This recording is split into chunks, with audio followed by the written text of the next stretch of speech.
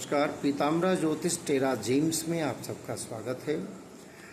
घर बनाने के लिए भूमि का शोधन कैसे किया जाए। बहुत सामान्य चीज़ें हैं कि अगर गज पृष्ठ है, अर्थात जिस स्थान पर दक्षिण पश्चिम नैऋत्य वायव्य कोण की भूमि ऊंची हो उसको गज पृष्ठ कहते हैं। उसमें घर बनाकर रहने पर धन धान संतान आयु की वृद्धि होती है।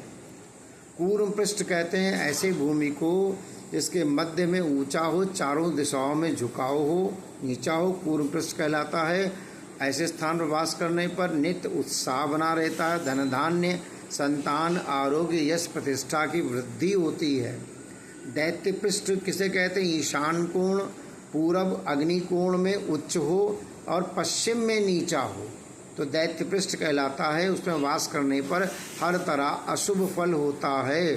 नाग पृष्ठ किसे कहते हैं?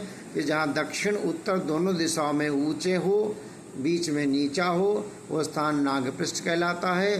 वास करने में अत्यंत अशुभ कहा जाता है।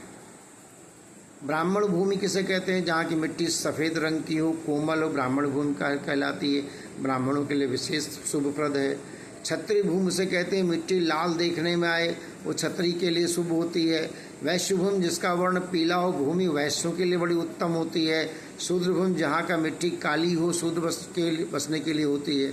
तो चारों वर्ण अपने अपने वर्ण की भूमि में अगर वास करते हैं तो शुभ फल कहा गया है। ब्राह्मण के लिए सब भूमि बसने योग्य कही गई है, लेकिन वास्तव में राजाओं आदि के लिए जिसके पास भूमि अधिक होती है उसके लिए कहा गया है। बहुत से ऋषियों का मन है कि संतोषो जायते भुवि मन द्वाक्षुत्रेण, यानी तब कार्य गृहे सर्वेरति गार्गादि समृतम। जिस मनुष्य को जहाँ की भूमि पसंद हो वहाँ पर घर बनाकर और रहे, ऐसा गर्गादि मुनियों का सम्मति है। तो वास्तु भूमि की लंबाई उत्तर दक्षिण होना चाहिए। चौकोर भूमि में वास करना चाहिए, या चाहे रेक्टेंगल हो या वो स्क्वायर में हो। पूर्व पश्चिम लंबाई में अशुभ फल कहा गया है। जय श्री कृष्ण।